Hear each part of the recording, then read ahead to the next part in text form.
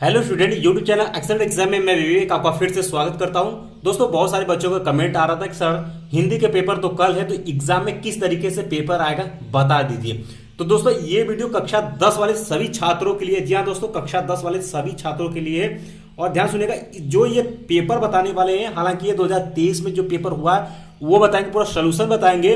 और आपको ये भी बता देंगे कि 2024 यानी कल जब आप 22 फरवरी को पेपर देने जाएंगे तो कैसे आपको हिंदी का पेपर मिलेगा और कैसे आपको सॉल्व करना है, सब कुछ इस वीडियो में आपको बताने वाले हैं। तो जितने भी बच्चे इस वीडियो को देख रहे हैं, एक बार आप इस वीडियो को लाइक कर दीजिएगा और सभी हमारे प्यारे स्टूडेंट जो इस वीडियो को अपने दोस्तों में जरूर शेयर कर दीजिएगा। और चैनल पहली बार चैनल को आप सभी सब्सक्राइब कर लीजिएगा, साथ में आप घंटी को दबाकर ऑल पर क्लिक कर दीजिएगा, ठीक है। तो कल 22 फरवरी को एग्जाम देने के बाद आप हमारे व्हाट्सएप नंबर 945094356356 पर आप अपना पेपर भेज सकते हैं, जिससे कि हम आपको सोल्यूशन बता देंगे कौन कौन से क्वेश्चन आपने अटेम्प्ट किया और कौन सा सही कौन सा नहीं, ठीक है। आंसर की आप सभी को बता दिया जाएगा।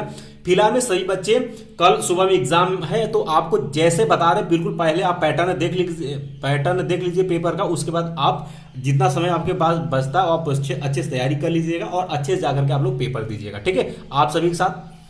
चलिए शुरू करते हैं दोस्तों। तो जैसे कि आप देख सकते हैं, आपको सेट बिल्कुल ऐसे ही बच्चों मिलेगा। आप देख पा रहे होंगे, यहाँ पर रहेगा आपको मुद्दे पृष्ठों की संख्या रहेगी, यहाँ पर सेट संख्या ये रहेगा। यहाँ आपको कॉपी भरना होता है कि आपका कौन सा सेट है, ठीक है। अब ये देखिए 2023 का है, तो आपको मिलेगा 2024 का पेपर हिंदी का रहेगा। बच्चों, जो आपको समय मिलेगा पेपर में, वो मिलेगा आपको समय 3 घंटा 15 मिनट का मिलेगा। और पूर्णांक जो रहेगा वो आपका 70 अंक का आपको पूर्णांक रहेगा, ठीक है। नोट दिया हुआ कहता है बिल्कुल सेम इसी तरीके से आपको 22 फरवरी को पेपर मिलेगा हिंदी का, ठीक है। और प्रारंभ के 15 मिनट परीक्षार्थियों को प्रश्न पत्र पढ़ने के लिए निर्धारित है, यानी 15 मिनट आपको मिलेगा यहाँ पर प्रश्न पत्र पढ़ने के लिए, ठीक है। आगे निर्देश क्या क्या बच्चों दिया, वो निर्देश आपको बता देते, बिल्कुल यही निर्देश आके पेपर में भी आपको देखने के लिए मिलेगा। तो ध्यान सुनिएगा आप सभी। निर्देश कहता है, पहला पॉइंट कहता है सभी प्रश्न अनिवार्य है। दूसरा पॉइंट कहता है कि इस प्रश्न के 2 खंड है, एक खंड अ है और एक खंड ब है। तीसरा पॉइंट इसमें कहता है कि खंड अ में 1 से 1 अंक के 20 बहुविकल्पी प्रश्न है, जिनके उत्तर जो है OMR उत्तर पत्रक पर आपको देने होंगे। यानी दोस्तों, आपको तो एक कॉपी मिलेगा लिखने के लिए और एक आपको OMR यानी OMR शीट मिलेगा, जैसा कि आप सभी जानते भी होंगे। उसमें आपको क्या करना होगा, गोला भरना होगा। पहले का कौन सा सही है, दूसरे कौन सा सही, वो आपको गोला भरना होगा, ठीक है। अगर नहीं आता एग्जाम में आपको भरने के लिए, तो आप जरूर एक बार एग्जामिनर में जो आपके यहाँ जो टीचर गाइडिंग कर रहे हैं उनसे आप पूछिएगा, वो आपको अच्छे से बता देंगे। आपको बिल्कुल डरना नहीं। सभी बच्चे ध्यान सुनिएगा, आपको एग्जाम में डरना नहीं। जो आपको प्रश्न पत्र मिले हैं, कैसे कॉपी भरना है, सब कुछ आसानी से उनसे पूछ कर भरिएगा, गलत मत करिएगा, ठीक है। चलिए, क्योंकि वो आपके लिए ही, जैसे आप स्कूल में सर से डरते हो वैसे मत डरिएगा। वो बिल्कुल प्यार से आप सभी को समझा देंगे और बता देंगे, क्योंकि आप पहली बार पेपर देने जा रहे हैं, तो किसी भी तरीके से आप गलती मत करिएगा, ठीक है। चलिए, अब चौथा पॉइंट कहता है कि खंड अ के प्रत्येक प्रश्न का निर्देश पढ़कर केवल प्रदत्त OMR उत्तर पत्रक पर ही उत्तर दें। यानी दोस्तों, जो 1 से 20 तक क्वेश्चन आपको मिलेगा उसको आपको OMR शीट पर ही करना है, ऐसा नहीं कॉपी पर आप मत करिएगा, ठीक है। कॉपी पर उसका उत्तर लिखेंगे वो गलत माना जाएगा, वो आपका आंसर नहीं, उत्तर आपको उसका नंबर नहीं मिलेगा, ठीक है। OMR शीट पर ही आपको भरना है, ठीक है। और उत्तर पत्रक पर उत्तर देने के पश्चात उसे काटे नहीं। यानी जैसे कि मान लेते हैं कि आपने ये गोला भर दिया, मान लेते हैं पहले का आपने पहला एक गोला भर दिया है, तो इसको आप ऐसे काटिएगा मत। जो भर देते हैं वो आपका मान हो जाएगा, चाहे गलत है चाहे सही है। आप इसको काट करके इसके बाद मान लेते हैं सी वाला भरते हैं, तो भी वो क्वेश्चन ही आपका क्या गलत माना जाएगा। इस चीज को भी विशेष तौर पर ध्यान दीजिएगा। गोला भरिएगा, सही से भरिएगा, गलत मत भरिएगा, ठीक है। और उसको काटिएगा मत। और यहाँ बोला हुआ है कि ना काटना है, ना इरेजर करना है, और ना ही आपको व्हाइटनर का प्रयोग करना। कुछ भी करेंगे तो क्वेश्चन आपका गलत माना जाएगा, ध्यान सुनिएगा। इसका दोस्तों पांचवा पॉइंट कहता है कि प्रश्न के अंक उसके सम्मुख अंकित रहेंगे। यानी जो भी क्वेश्चन आप करेंगे उसके आगे उसका अंक निर्धारित रहेगा कि कौन सा क्वेश्चन कितने अंक का है, ठीक है। आगे कहता है कि खंड ब में 50 अंक के वर्णनात्मक प्रश्न, यानी ये दोस्तों आपको जो खंड ब आप हल करेंगे उसका उत्तर आपको कहां लिखना है, आपके उत्तर पुस्तिका में लिखना है। किसमें, उत्तर पुस्तिका में, जो आपको कॉपी मिलेगा भर लिखने के लिए, उसमें आपको लिखना है। और ठीक है, और खंड ब में कहता है कि इस खंड ब के में सभी प्रश्नों के उत्तर एक साथ ही करें। आपको जो जो आता है वो आप करते जाइएगा। कहता है यहाँ पर कि प्रथम प्रश्न से प्रारंभ कीजिए और अंतिम प्रश्न तक करते जाइए। जो प्रश्न न आता हो उस पर आपको समय नष्ट नहीं करना है। ध्यान सुनिएगा सभी बच्चे, अगर आपको जो क्वेश्चन नहीं आ रहा है तो फिलहाल उसको छोड़ दीजिएगा, एकदम लास्ट में जाकर के सही गलत जो भी आता है उसके बारे में जरूर लिखिएगा, आपको नंबर मिलेगा। ठीक है, ये ध्यान में रखिएगा। आप सभी बच्चों को तेज लिखना है और आपको ध्यान सुनिएगा, तेज लिखना, आपको एक भी क्वेश्चन आपको छोड़ना नहीं। ध्यान सुनिएगा, बहुत सारे बच्चों का क्वेश्चन छूटता है, आप सभी को भी हम अभी बता देते हैं, क्योंकि हर साल बच्चे ये बोलते हैं सर क्वेश्चन आ रहा था छूट गया था। ठीक है, आप फास्ट लिखने की कोशिश करिएगा, तेज लिखिएगा, लेट मत करिएगा, है ना। तेज लिखेंगे तो आप सभी क्वेश्चन अटेम्प्ट कर पाएंगे, और जो क्वेश्चन नहीं आता है घबराने की जरूरत नहीं है, उसके बारे में कुछ ना कुछ जरूर लिख करके आइएगा, आपको एग्जामिनर नंबर देगा। ठीक है, ध्यान रखिएगा, इससे आपका नंबर ही बढ़ेगा, कुछ ना कुछ लिख करके आना है। चलिए दोस्तों, मान लो आगे बढ़ते हैं। जैसा कि आपको निर्देश हमने बता दिया सही बच्चों को, अब ध्यान सुनिए क्वेश्चन आपको कैसे मिलेगा वो देखिए। अब बच्चों यहाँ पे ध्यान समझिएगा। अब यहाँ आप देख पा रहे हैं, जैसा कि हमने आपको बताया था कि यहाँ पर आपको खंड अ में आपको सिर्फ क्या मिलेगा, बहुविकल्पी क्वेश्चन मिलेगा, यानी वस्तुनिष्ठ, यानी ठीक है वस्तुनिष्ठ क्वेश्चन मिलेगा, और ये आपको ओएमआर शीट पर भरना है, गोला गोला वाला भरना है। ठीक है, ध्यान में रखिएगा। अब जैसे कि हम क्वेश्चन नंबर फर्स्ट से शुरू करेंगे, 20 तक लगातार जो क्वेश्चन मिलेगा, यानी कि दोस्तों खंड अ का सभी क्वेश्चन को ओएमआर शीट पर ही आपको गोला गोला करके भरना है। ध्यान समझ लीजिएगा आप सभी। अब यहाँ पे 20 क्वेश्चन आपको मिलेगा। अब कैसे कैसे क्वेश्चन मिलेगा ध्यान सुनिएगा। आपके हिंदी गद्य साहित्य के विकास से भी कुछ क्वेश्चन मिलेंगे, हिंदी पद्य साहित्य के विकास से कुछ क्वेश्चन मिलेंगे, ठीक है, अलंकार से, छंद से, इसी में आपके क्वेश्चन धीरे धीरे आप सभी मिलेगा। ठीक है, ध्यान समझते चलिएगा। चलिए, तो पहला क्वेश्चन बच्चों यहाँ पे कि चिंतामणि के रचयिता हैं। अब देख पा रहे हैं यहाँ पर कुछ 4 ऑप्शन मिलेगा।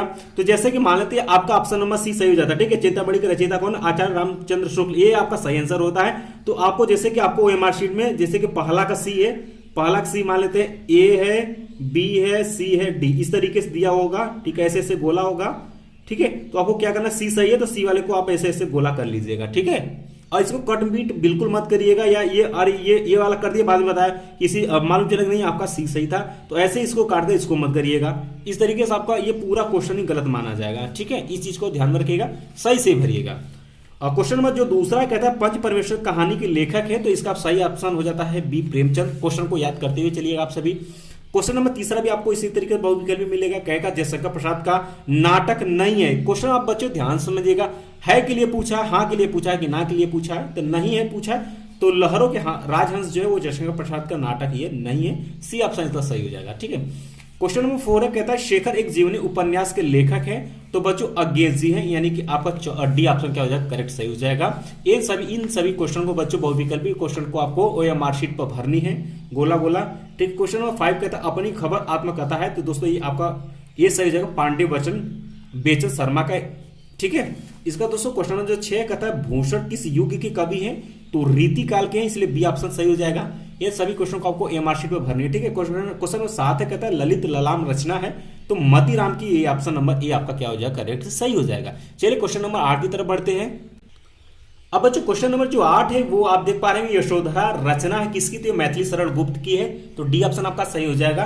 क्वेश्चन नंबर 9 है, कहता है आंगन के पार द्वार रचना किसकी है, तो ये अज्ञेय जी की है। और दीप शिखा काव्य संग्रह रचना किसकी है, तो ये महादेवी वर्मा जी की है। ठीक है, इन सभी को आपको एमआर शीट भरनी है, आपको बता दे रहे हैं।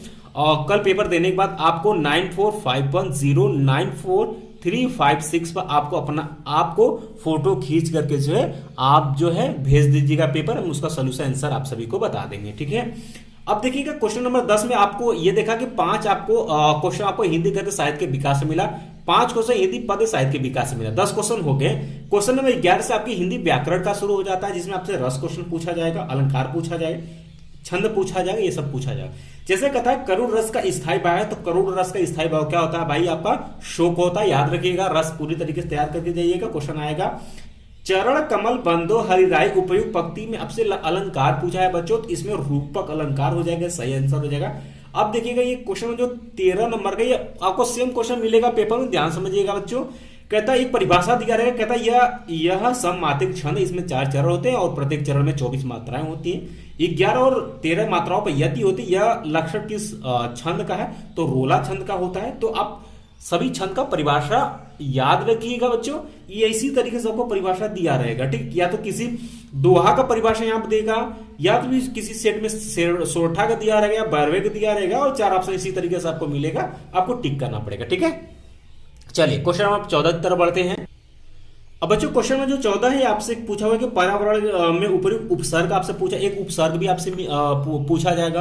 तो यहाँ पर पर्यावरण में परि जो है ये इसका उपसर्ग, उपसर्ग मीन्स बच्चों होता है कि किसी शब्द में जो आगे लगा होता है वो आपका उपसर्ग होता है, प्रत्यय जो शब्द पीछे लगा होता है वो प्रत्यय होता है, याद रखिएगा। जैसे कि महानता शब्द में किस प्रत्यय का उपयोग होता है, महानता जो लास्ट वाला है ता, यही इसका क्या होगा, प्रत्यय होगा, इसलिए बी ऑप्शन इसका सही हो जाएगा। कहता है सुख दुख में समास आपसे पूछा हुआ है, यहां से आपसे व्याकरण शुरू हो जाता है, जैसा कि आप सभी को मैंने बताया। तो सुख दुख में समास कौन सा है, तो द्वंद्व समास हो जाएगा बच्चों।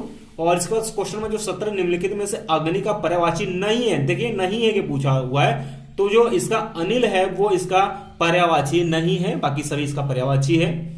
और क्वेश्चन नंबर 18 संधि विच्छेद है कि अभ्युदय का सही संधि विच्छेद है, तो अभिधन उदय हो जाए, डी ऑप्शन सही जाएगा। आपसे एक संधि भी पूछा जाएगा।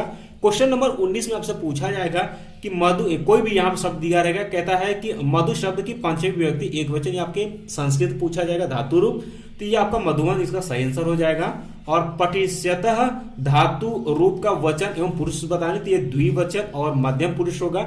इस तरीके से बच्चों आपको 20 तक के नंबर के क्वेश्चन आपके क्या होंगे, बहुविकल्पी रहेंगे, ठीक है, बहुविकल्पी रहेंगे। और इन सभी क्वेश्चन को आपको कहां भरनी, OMR उत्तर पत्रक पर आपको गोला गोला करके उत्तर को भरनी है, ठीक है। ये 20 क्वेश्चन आपने अटेम्प्ट कर लिया हाल जल्दी जल्दी। उसके बाद आपको पेपर में मिलेगा खंड ब, आइए उसको हम आपको बताते हैं। तो बच्चों 22 फरवरी की हिंदी के पेपर में आपको जो खंड ब मिलेगा वो आपका वर्णनात्मक इसी तरीके से लिखा रहेगा। अब ये क्वेश्चन जो यहां से आप सरल करेंगे, ये क्वेश्चन आपको उत्तर पुस्तिका में लिखनी होगी। कहां पर भाई, उत्तर पुस्तिका में आपका इसका उत्तर आपको लिखना होगा, ठीक है, इसका उत्तर आपको लिखना होगा तो नंबर आपको मिलेगा, ठीक है। वो आपको खंड जो यहां देखिए ये खंड ब है, वो क्या था, खंड अ आपका क्या था, बहुविकल्पी, जो कि OMR शीट पर भरनी थी। खंड ब आपको यहाँ पर उत्तर पुस्तिका में इसका उत्तर बहुत ही अच्छे सुंदर तरीके से तेज फास्ट राइटिंग में लिखनी है। एक भी बच्चों क्वेश्चन का आंसर आपको नहीं चुनना, उसके बारे में कुछ को जरूर लिख करके आइएगा, ठीक है। चलिए बच्चों, अब जब से आप 22 फरवरी के पेपर में आप खंड ब की तरफ बढ़ेंगे तो आपको क्वेश्चन जो फर्स्ट मिलेगा वो ध्यान सुनेगा, इसी तरीके से मिलेगा। कहेगा निम्नलिखित गद्यांशों में से किसी एक गद्यांश पर आधारित प्रश्न का उत्तर दीजिए। बच्चों 2 गद्यांश दिया रहेगा, एक आपको करना होगा। जैसे कि आप देख सकते हैं, एक गद्यांश आपको कितने मिलेगा, 6 अंक का रहेगा। और इसमें 2 + 2 + 2 कहने का मतलब गद्यांश दिया रहेगा, 3 क्वेश्चन आपको पूछा जाएगा, इसका आंसर आपको इसी गद्यांश से देना होगा। जैसे कि बच्चों ये गद्यांश दिया हुआ है, कहता है कि अश्वारोही पास आया, ममता ने रुक रुक कर कहा, मैं नहीं जानती कि वह शशांक था या साधारण मुगल, पर एक दिन इसी झोपड़ी के नीचे वह रहा। मैंने सुना था कि मेरा घर बनवाने की आज्ञा दे चुका था। मैंने आजीवन अपनी झोपड़ी के खोदे जाने के डर से भयभीत रही। भगवान ने सुन लिया, मैं आज इसे छोड़े जाती हूँ। अब तुम इसका मकान बनाओ या महल, मैं अपने चिर विश्राम गृह में जाती हूँ। ये बच्चों आपका गद्यांश दिया हुआ है हिंदी गद्यांश से। बात करें तो बच्चों क्वेश्चन कैसे पूछेगा, 3 तो ध्यान सुनिएगा। पहला क्वेश्चन आपसे पूछेगा कि प्रयुक्त गद्यांश का संदर्भ आपको लिखना है, और दूसरा क्वेश्चन गद्यांश के रेखांकित अंश की व्याख्या करनी, और तीसरा आपसे ममता के आजीवन भयभीत रहने का कारण क्या था। तो बच्चों यहाँ आप देख सकते हैं, यहाँ पर आप देख पा रहे होंगे कि भयभीत, देखिए मैं आजीवन अपनी झोपड़ी में खोदे, किसकी वजह से ममता भयभीत थी, झोपड़ी में खोदे जाने की डर से भयभीत रही। अब इसका आंसर आपने यहाँ दे दिया। अब ये किस चैप्टर से लिया गया है, तो बच्चों ये ममता चैप्टर से लिया गया, जिसके लेखक है जयशंकर प्रसाद जी है। आपका यहाँ पर संदर्भ ने आपने लिख दिया, लिखेंगे कैसे, प्रस्तुत गद्यांश हमारी पाठ्य पुस्तक हिंदी के ममता नामक अध्याय से लिया गया, जिसके लेखक जयशंकर प्रसाद जी हैं। बस इतना ही, 2 अंक आपको यहाँ पर मिल जाने हैं। रेखांकित अंश बच्चों ध्यान सुन लीजिएगा, जो इसके नीचे ये अंडरलाइन जहां से किया गया, इसका जो व्याख्या आपको करना है। व्याख्या का मतलब है बच्चों ये कहना क्या चाहता है, इसका अर्थ भाव लिखना है। अगर नहीं समझ में आता है तो इसी में आगे पीछे करके भी लिखेंगे तो भी आपको 1 नंबर तो मिल ही जाएगा, कभी 2 नंबर भी आसानी से मिल जाएगा, छोड़ना नहीं है। तो रेखांकित अंश की व्याख्या आपको पता होगा कि मैं आजीवन से यहाँ से जो ये खींचा गया लाइन यहाँ तक, ये आपका रेखांकित अंश की व्याख्या आपको करना होगा। और ये प्रश्न का उत्तर हमने आपको इसी गद्यांश से बता दिया। इसी तरीके से आपको बच्चों 22 फरवरी के पेपर हिंदी के मिलेगा, ठीक है। अथवा करके आप देख पा रहे हैं, अथवा करके फिर दिया हुआ एक गद्यांश, तो या तो आप ये वाला गद्यांश अगर आपको पता है इसका आंसर सभी का तो ये कर लीजिए, अन्यथा अथवा ये दूसरा दिया हुआ या ये कर ले, दोनों में कोई एक करना। जैसे ये गद्यांश दिया हुआ है कि कितना जीवन बरस पड़ा है इन दीवारों पर, जैसे फराने अजायब का भंडार खुला पड़ा हो। अब बच्चों ये देखिए, अब देखिए यहाँ पर रेखांकित अंश की व्याख्या करने के लिए आपको यही पूछा जाएगा, ठीक है। और ये कहानी आप पढ़ लीजिएगा, एक कहानी की इसमें उत्तर देना होगा, ठीक है। अब ये दोस्तों आपका किससे चैप्टर, ये आपके अजंता से लिया गया, किससे, अजंता से लिया गया है। और ये किसके इसके लेखक कौन है भाई, भगवत शरण उपाध्याय जी हैं। अब बच्चों ध्यान सुनिए, अब गद्यांश आपका समाप्त हो गया। अब ध्यान सुन लीजिएगा, जो आपके पास जो 4 घंटा जो भी रात बचा हुआ है, आपको गद्यांश जो भी अगर कुछ देखना आप चैप्टर देख लीजिएगा। और 2000 ध्यान सुनिए 2017 से 2023 तक के जो भी गद्यांश पूछे गए एक बार उसको पढ़ लीजिएगा। बस इतना पता हो जाए कि किस चैप्टर का है, आप संदर्भ लिख लेंगे, व्याख्या आप कर ही लेंगे और प्रश्न का उत्तर आप इसी क्वेश्चन में पढ़ेंगे, आपको मिल जाएगा, ठीक है। तो गद्यांश आपका 6 अंक कंप्लीट हो जाता है। चलिए हम लोग आगे बढ़ते हैं। इसके बाद बच्चों आपका क्वेश्चन नंबर दूसरा शुरू हो जाता है। क्वेश्चन नंबर दूसरा आपका हिंदी पद्यांश से रहेगा, ध्यान सुनिएगा। कहता है निम्नलिखित में से किसी एक पद्यांश पर आधारित प्रश्नों का उत्तर आपको देना है, ठीक है। दूसरा नंबर का आपको यही रहेगा। अब देखा ये भी 2 + 2 + 2 = 6, 6 अंक का ये भी रहेगा। जैसे गद्यांश में 2 गद्यांश दिया था उसी तरीके से पद्यांश में 2 पद्यांश दिया रहेगा, एक आपको करना होगा। अब जैसे ये वाला पहला पद्यांश आपको दिया हुआ है कि पूर ते निकसी रघुवर वधु धरि धीर दय मग में डग दय झलकी भरी भाल कनी जल की पुट सुखी गए मधुरार वय। अब बच्चों ध्यान सुनिएगा, ये जो आपका ये पद्यांश है ये आपके श्री रामचरितमानस से लिया गया है, जो कि वन पथ से लिया गया है और इसके कवि जो है तुलसीदास जी हैं। अब क्वेश्चन आपको बिल्कुल सेम वैसे 3 क्वेश्चन पूछा जाएगा कि उपयुक्त पद्यांश का संदर्भ लिखिए, तो कैसे लिखेंगे। प्रस्तुत पद्यांश हमारी पाठ्य पुस्तक हिंदी के श्री रामचरितमानस के वन पथ से लिया गया, जिसके कवि जो है तुलसीदास जी है। बस 2 अंक आपको यहां पर मिल जाने हैं। अब कहता है श्री राम के नेत्रों से आंसू क्यों बहने लगे, ये आपसे क्वेश्चन बच्चों पूछा हुआ है। ये क्वेश्चन आपको इसी पद्यांश से आपको मिल जाएगा, 2 अंक यहां से हो जाएगा। और दूसरा कहता है कि रेखांकित अंश की व्याख्या करनी, या कहता है रेखांकित अंश यानी कि पढ़ कुटी करिए गीत किन्ने में कौन सा अलंकार, ये अक्सर यही क्वेश्चन पूछा जाता है, अलंकार पूछा जाएगा या रेखांकित अंश का कभी कभी व्याख्या आपसे पूछ लिया जाएगा। 3 क्वेश्चन 3 नंबर का। अब बच्चों यहां देखिएगा अथवा करके दिया, हमने आपको बताया 2 पद्यांश दिया रहेगा, एक आपको करना होगा, ठीक है, एक आपको छोड़ देनी है, ठीक है। इसी तरीके से अथवा वाला भी पद्यांश आप सभी देख लीजिए।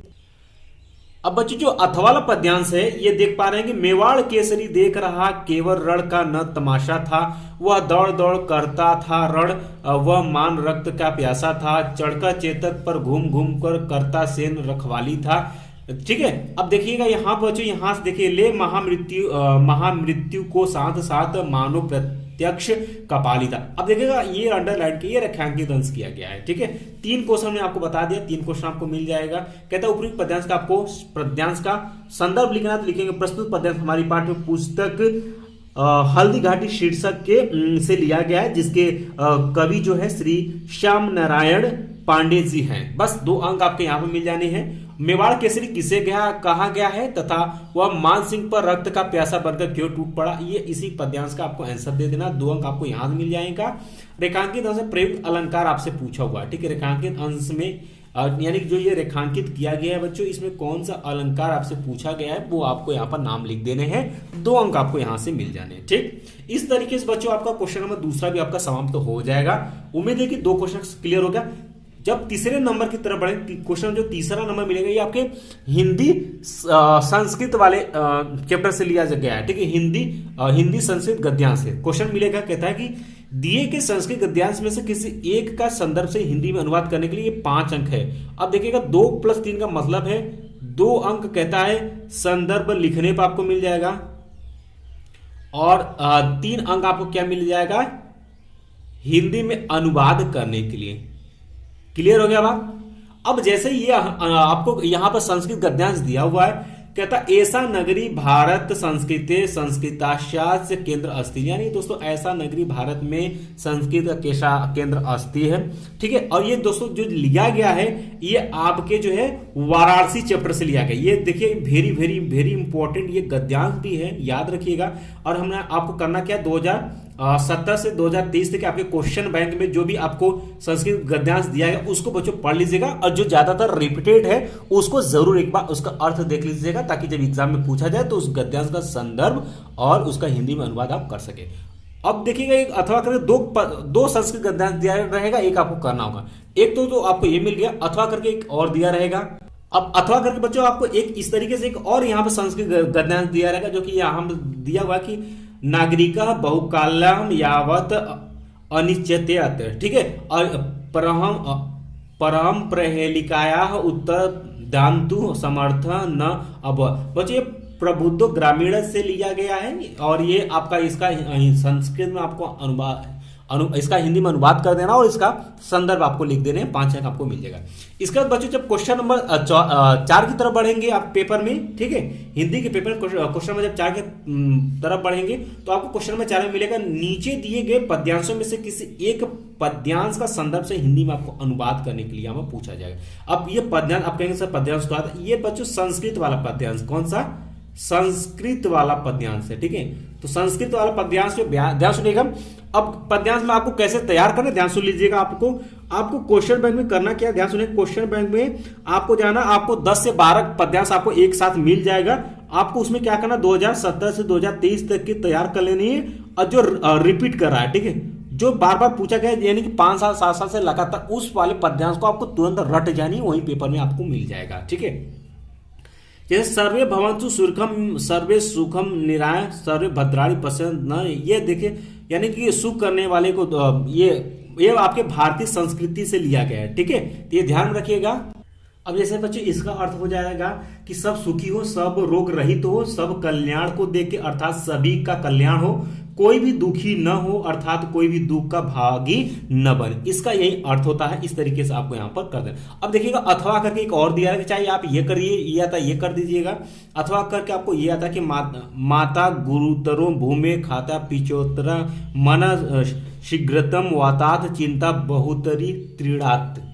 अब इसका बच्चों ये देखिएगा, इसका संदर्भ आप लिखेंगे तो भारतीय संस्कृति से लिया गया। अथवा करके आपको इस तरीके से और यहाँ पर पद्यांश मिल जाएगा संस्कृत, वो आपको कर देना, जो आपको आता है वो कर दीजिएगा।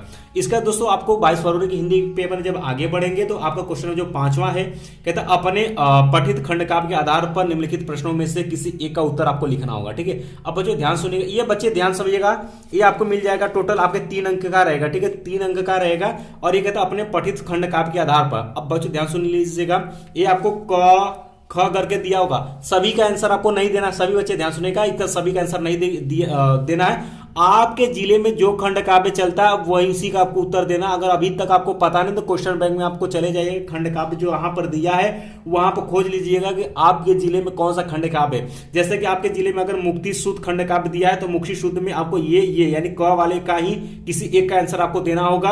अगर आपके जिले में आपको ज्योति जवाहर खंड काव्य चलता है तो आपको खंड ख का उत्तर देना होगा। अब बच्चों ध्यान सुनेगा क्वेश्चन कैसे पूछा जाएगा। जो भी आपके जिले में खंड काव्य चलता है उसमें आपको किसी एक नायक का चरित्र चित्रण लिखने के लिए पूछेगा, या फिर दोस्तों किसी सर्ग का आपको कथा वस्तु यानी कि सारांश पूछेगा। तो सभी बच्चे ध्यान सुनिएगा, अगर चरित्र चित्रण आपको नहीं आता कोई दिक्कत नहीं है, आपको करना क्या है कि आपको उसी खंड काव्य का कहानी याद रखना है। अब कहेंगे सर कहानी तो याद हो गया, लेकिन सर्ग यानी प्रथम सर्ग में क्या हुआ था, द्वितीय, जैसे धारावाहिक देखते हैं, धारावाहिक में पहले एपिसोड में क्या हुआ था, कहां से कहां था, दूसरे वाले में कहां से शुरू हुआ था, कहां लास्ट हुआ था, उसी तरीके से दोस्तों आपको सर्ग याद करना। प्रथम में क्या हुआ था, द्वितीय में क्या हुआ था, तृतीय में क्या हुआ था, चतुर्थ में क्या, जो सर्ग पूछे, जैसे यहाँ पूछा प्रथम सर्ग का कथा वस्तु लिखने के लिए, तो प्रथम सर्ग का आपका क्या हुआ था उसमें वो आपको लिख देना। आपको 3 अंक यहाँ पर मिल जाने हैं, ठीक है। चलिए आगे बढ़ते हैं। तो खंड काव्य में बच्चों देख सकते हैं यहाँ पर ग घ अंग च छ ज और यहाँ देखिए झ तक भी दिया हुआ। अब जैसे कि वाराणसी में तुमुल खंड काव्य चलता है, बहुत सारे जिले में तुमुल खंड काव्य चलता है, तो जो वाराणसी वाले बच्चे होंगे वो आप तो ये आपका झ वाला का उत्तर देंगे, पहले दूसरे में जो आपको आता है वो आप करना। बाकी आपको किसी इसमें आपको झ किसी से आपको कोई मतलब नहीं है, ठीक है। जो आपके खंड काव्य जो आपके जिले में चलते हैं बस उसी क्वेश्चन का आपको आंसर देना है। इन दोनों में से किसी एक का आपको आंसर लिख देना, 3 अंक आपको मिल जाएगा, ठीक है। चलिए आगे बढ़ते हैं। अब बच्चों आगे बढ़ेंगे क्वेश्चन नंबर 6 की तरफ, ठीक है। तो पेपर में आपको 22 फरवरी में क्वेश्चन नंबर 6 में इसी तरीके से आपको दिखेगा पेपर कल का।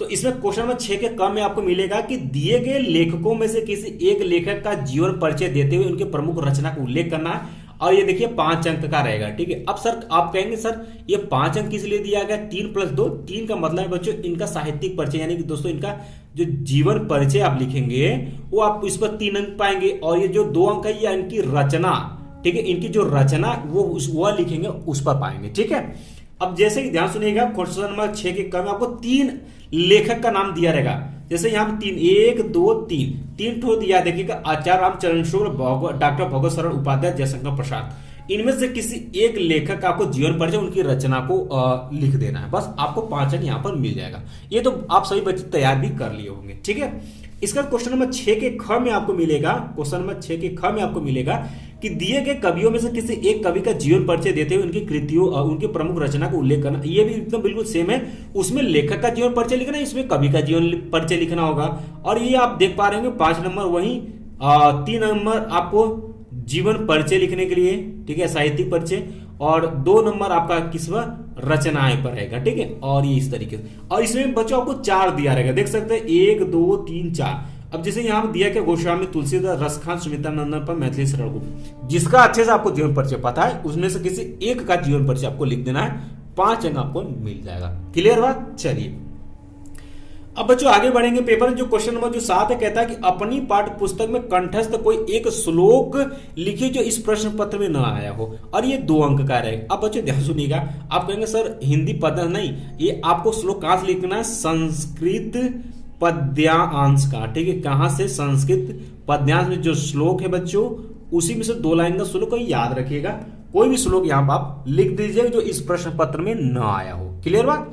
यहां से आपको 2 अंक मिल जाएगा, बहुत ही सिंपल सा है। अब क्वेश्चन नंबर जब 8 की तरफ बढ़ेंगे, निम्नलिखित में से किन्हीं 2 प्रश्नों के उत्तर संस्कृत में आपको देना है। अब बच्चों ये देखिएगा, 2 प्रश्नों को उत्तर आपको देना है, और देखिएगा 2-2 नंबर का रहेगा, 4 अंक का हो जाएगा। ठीक है, यानी दोस्तों अगर अब बच्चों यहां देखिए, इसमें 4 तो दिया, देखिए पहला, दूसरा, तीसरा, चौथा दिया हुआ है। इसमें से किसी 2 का आंसर आपको देना है। जैसा कि आप वीरा केन पूछे तो वीरा वीरेण पूछते। अब देखिए चंद्रशेखर काशित, चंद्रशेखर प्रसिद्ध क्रांतिकारी देशभक्ति आशित, 2 का आंसर आप दे देंगे, 4 नंबर यहां पर आपको मिल जाएगा। ठीक है, आगे देखते हैं। अब बच्चों आपके पेपर का सबसे लास्ट क्वेश्चन रहेगा, क्वेश्चन नंबर 9 रहेगा। क्वेश्चन नंबर 9 आपसे पूछा जाएगा निम्नलिखित में से किसी एक विषय पर आपको निबंध लिखने के लिए यहां पर पूछा जाएगा। ठीक है, और यहां पर 4 दिया रहेगा, जैसे यहां पर दिया देश प्रेम, आतंकवाद की समस्या समाधान, प्रदूषण और मानव जीवन, आजादी का अमृत महोत्सव। और देखिए टोटल 9 अंक का रहेगा, तो आपको यहां पर लिख देनी है। अब ध्यान सुनिएगा सही बच्चे, पहला हेडिंग आप जो भी लिखिएगा, पहला हेडिंग आपका क्या रहेगा? आपका पहला हेडिंग आपका प्रस्तावना रहेगा। कोई भी आप निबंध लिखिएगा, पहला हेडिंग आप प्रस्तावना डाल दीजिएगा, और बहुत सारे हेडिंग आप बना बना कर लिखिएगा। जो लास्ट वाला हेडिंग रहेगा बच्चों, अंतिम वाला हेडिंग जो रहेगा वो उपसंहार रहेगा। ये 2 हेडिंग आप याद कर लीजिएगा। ठीक है, बाकी आप कुछ भी, अब प्रस्तावना का मतलब किसी, जैसे आप कोई मूवी देखते हैं तो उसका पहले ट्रेलर देखते हैं तो प्रस्तावना वही मोटा मोटा लिखा होता है, और ये उपसंहार मतलब किसी भी कहानी का आपने निष्कर्ष क्या निकला वो आप इसमें लिख देंगे, आपका कंप्लीट हो जाएगा। बीच में आप 2-4 हेडिंग बनाकर लिख दीजिएगा, आपका कंप्लीट हो जाएगा। ठीक है, इस तरीके से दोस्तों 22 फरवरी का हिंदी का पेपर आ जाएगा, और फटाफट आपको सभी क्वेश्चन को तेजी से सभी प्रश्नों का उत्तर अच्छे से दे देना। और जो क्वेश्चन आपको नहीं आता है तो फिलहाल में आपको समय बर्बाद मत करिएगा। जो अच्छे क्वेश्चन है उसको पहले अटेम्प्ट कर लीजिएगा, जो क्वेश्चन नहीं आता है उसके बारे में कुछ ना कुछ मोटा लिख करके आइएगा, आपको नंबर मिलेगा। ठीक है, इस चीज को ध्यान में रखिएगा, और तेज लिखना, क्वेश्चन आपको एक भी छोड़कर एग्जाम में नहीं आनी है। ठीक है, और कल पेपर आने के बाद आपको करना क्या है कि आपको सभी आंसर पाने के लिए सभी बच्चे जो है आपको 9450 943561 अपना पूरा पेपर भेज देना है, ताकि हम उसका सोल्यूशन आप सभी को बता सके। ठीक है, तो आप सभी बच्चों को बेस्ट ऑफ लक। उम्मीद है आप सभी बच्चे बहुत ही शानदार तरीके से पेपर दे करके आएंगे। जो आपके पास समय बचा हुआ है, आप जो पेपर में क्वेश्चन आए हुए हैं, जो ज्यादातर रिपीटेड क्वेश्चन है, जो लगातार रिपीट किए हुए हैं क्वेश्चन, उन्हीं को आप देख लीजिएगा, और अच्छे से कल आपको सुबह में अच्छे से तैयार होकर के एग्जाम सेंटर पर पहले पहुंच जाइएगा, क्योंकि पहला पेपर है, पहला दिन है, तो आप पहले पहुंच जाएंगे तो थोड़ा सा आप रिलैक्स भी हो जाएंगे, और वहां पर आसानी से अच्छे से जाकर बैठ करके पेपर दीजिएगा। और जो कुछ प्रॉब्लम होती है आपको कॉपी भरने में, तो आपके यहाँ जो टीचर जो आपके क्लास में लगे हैं उनसे आप पूछ करके भर लीजिएगा, वो आपके लिए ही है, आपको कोई भी डरने की जरूरत नहीं, ना ही वो आपको डांटेंगे। ठीक है, तो मिलते हैं दोस्तों नेक्स्ट क्लास में, तब तक के लिए जय हिंद, जय भारत।